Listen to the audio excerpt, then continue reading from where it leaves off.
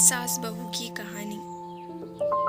एक छोटी सी शहर में एक परिवार रहता था।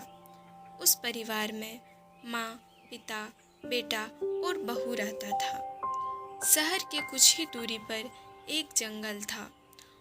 उस जंगल से राजू और उसका परिवार लकड़ी लाने जाता था।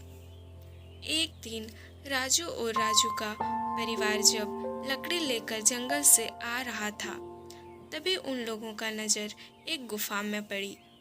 गुफा को देखकर मीरा यानी कि राजू की पत्नी बोलती है, अरे ये कितना विशाल गुफा है, चलो इसके अंदर जाकर देखते हैं। क्या पता इसमें क्या है, हो सकता है इसमें कोई खजाना हो। ये सुनकर मीरा की सास भी बोलती है, अरे हाँ बहू, तुम सही कह रही हो, मुझे भी लगता है इस गुफा में खजाना ही होगा। चलो चलो चलकर देखते हैं। दोनों सास बहू की बातें सुनकर रमेश यानी कि राजू का पापा बोलता है, तुम लोग पागल हो क्या, इतनी विशाल गुफा में हो सकता है जानवर होगा। राजू भी बोलता है, हाँ पापा, आप सही बोल रहे हैं, इस गुफा में जाना ठीक नहीं है, चलो घर चलते हैं। मीरा बोलती है, मैंने गांव के लोगों को कहते हुए सुना था जंगल में एक गुफा है जिसमें बहुत सारा खजाना है, मैं तो जरूर अंदर जाऊंगी।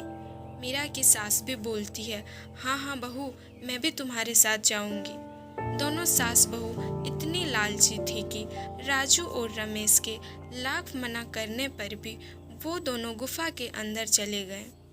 राजू और रमेश सास बहू को अंदर छोड़कर घर चले गए।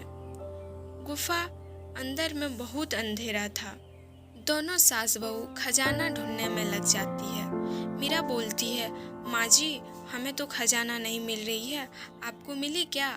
सास बोलती है, बहू मुझे भी नहीं मिली। तभी मीरा की हाथ किसी चीज में पड़ती है और मीरा चिल्ला चिल्ला के बोलने लगती है, माँ जी, जान गया, बचाओ। ये सुनकर उसकी सास दौड़कर मीरा के पास आती है। क्या हुआ बहू? इतना बोलते ही वो भी चिल्लाने लगती है, अरे ये क्या है, बचाओ बचाओ।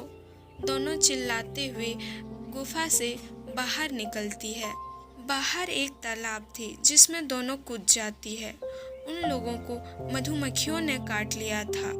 मीरा का हाथ उस टाइम मधुमक्खियों के छत्ता में पड़ गई थी, जिस वजह से मधुमक्खियों ने उन लोगों को बहुत काटा।